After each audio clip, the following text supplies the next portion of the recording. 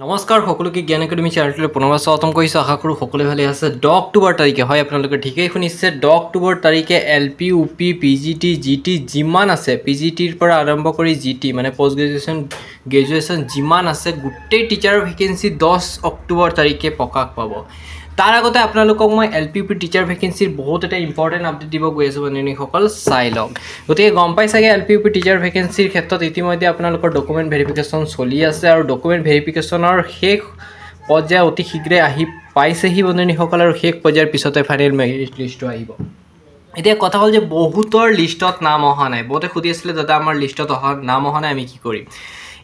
এতিয়া চোৱা, তোমালোকৰ মানে কিছুমান কেণ্ডিডেট আছে, ধৰি লওক আপোনাৰ পাৰ্চেণ্টেজটো কম আছে আৰু কিছুমান কেণ্ডিডেটৰ পাৰ্চেণ্টেজটো বেছি আছে। ধৰি লওক এটা ডিষ্ট্ৰিক্ট ধৰি ল'লোঁ, মই এক্সাম্পল দিলোঁ। শোণিতপুৰ ডিষ্ট্ৰিক্টৰ এটা কেণ্ডিডেট আছে যাৰ পাৰ্চেণ্টেজ ৰেংকটো 63%, ঠিক আছে না? আৰু এটা ধৰি ল'লোঁ মই আপোনাৰ ধুবুৰী ডিষ্ট্ৰিক্টৰ ক্ষেত্ৰতে মই যদি ক'ব পাৰোঁ, ধুবুৰী ডিষ্ট্ৰিক্টৰ এটা কেণ্ডিডেট আছে, কি কৰিছে, তেওঁৰ পাৰ্চেণ্টেজ মাত্ৰ 60% এপ্লাই কৰিছে। এতিয়া চাওক, 60% কেণ্ডিডেটৰ নামটো আহি গৈছে, 63 কেণ্ডিডেটৰ ভেৰিফিকেশ্যনৰ নেমটো অহা নাই। ৰিজনটো কি? কাৰণ তেওঁ ডিষ্ট্ৰিক্ট চিলেকশ্যনত ভুল কৰিছে।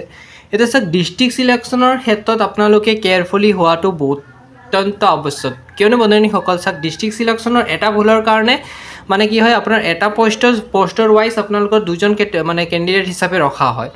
যোনজন কেণ্ডিডেটৰ মানে আপোনাৰ পাৰ্চেণ্টেজ ৰেংকটো বেছি থাকে, সেই কেণ্ডিডেটৰ চিলেকশ্যনটো দি দিয়ে তথা ফাইনেল মেৰিট লিষ্টত নামটো আহি যায়। সেইকাৰণে আপোনালোকৰ ডিষ্ট্ৰিক্ট চিলেকশ্যনৰ ক্ষেত্ৰত বহুত বেছি কেয়াৰফুলি হোৱা উচিত, কাৰণ এটা ইমান দীঘল জাৰ্ণি কৰি আহিছে আপোনালোকে, আৰু এটা ইমান দীঘল জাৰ্ণি কৰাৰ পিছত যদি আপোনালোকৰ অন্তিম পৰ্যায়ত যদি আপোনালোকৰ ৰিজেকশ্যনটো মানে হৈ যায়, কিমান এটা দুখৰ কথা বন্ধুসকল। সেইকাৰণে মই বাৰে বাৰে কৈছোঁ, আপোনালোকে ডিষ্ট্ৰিক্ট চিলেকশ্যনৰ ক্ষেত্ৰত একদম সাৱধানতা অৱলম্বন কৰিব বন্ধুসকল।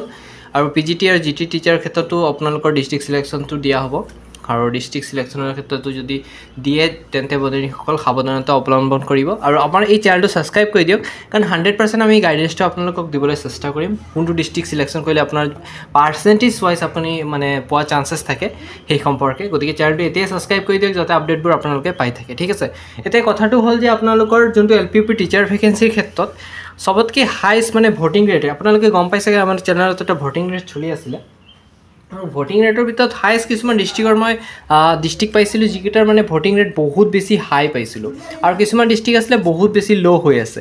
আৰু ল'কেইটাত কি হ'ব, আপোনাৰ চান্সেছটো বহুত বেছি থাকিব। হাইকেইটাত আপোনাৰ যদি পাৰ্চেণ্টেজ ৰেংকটো ধৰি লওক 68 বা 65 আছে, বা 66ৰ পৰা ষ্টাৰ্টিং কৰিব বিচাৰিছোঁ, মানে 60ৰ তলত যোৱা চান্সেছটোতো বহুত বেছি কম, হাই যিকেইটা আপোনালোকৰ ৰেড জ'ন হিচাপে পৰি আছে। এতিয়া ৰেড জ'ন গ্ৰীণ জ'ন কোনকেইটা পৰিছে সেই অনুপাতে আপোনালোকক জনাই দিব বিচাৰিছোঁ ডিষ্ট্ৰিক্টসমূহ। আৰু সেই ডিষ্ট্ৰিক্টসমূহৰ ভিতৰত ফাৰ্ষ্ট মই ডিষ্ট্ৰিক্ট আপোনালোকক কৈছিলোঁ লখিমপুৰ ডিষ্ট্ৰিক্টটো এটা ৰেড জ'ন হিচাপে ক'ব পাৰোঁ, কাৰণ সেই ডিষ্ট্ৰিক্টটো মানে কি হ'ল, আপোনাৰ বহুত বেছি কেণ্ডিডেটে ভোটিং কৰিছিলে, সেইকাৰণে কৈছোঁ। এতিয়া যদি বহুত কেণ্ডিডেটে ভয় খাই থাকিব যে মই লখিমপুৰ ডিষ্ট্ৰিক্টত এপ্লাই কৰিছোঁ, কি হ'ব মোৰ? একো টেনশ্যনৰ কথা নাই। যদি আপোনাৰ পাৰ্চেণ্টেজ ৰেংকটো ভাল আছে তেন্তে আপোনাৰ পোৱাটো চান্সেছ থাকিব লখিমপুৰ ডিষ্ট্ৰিক্ট। নেক্সটটো পাইছিলোঁ মই শোণিতপুৰ ডিষ্ট্ৰিক্টৰ ক্ষেত্ৰত ক'ব বিচাৰিছোঁ। এই ডিষ্ট্ৰিক্টসমূহত অলপ মানে কেণ্ডিডেট লেভেলটো অলপ বেছি আছে বুলি ক'ব পাৰোঁ, কাৰণ ইয়াত মানে যিকেইটা ভোটিং হৈছিলে তাত মানে মেক্সিমাম ভোটিং মই এই দুটা ডিষ্ট্ৰিক্টৰ ক্ষেত্ৰত পাইছিলোঁ। আৰু কিছুমান ডিষ্ট্ৰিক্ট আছে যিকেইটা হাই পৰিছে, সেইকেইটা জনাম বাৰু। এতিয়া ল'টো কৈ দিওঁ, যাতে অলপ হাইটো চাই পেলাই ভাল নালাগে বন্ধুসকল, ল'কেইটা দেখাই দিলেও ভাল লাগিব।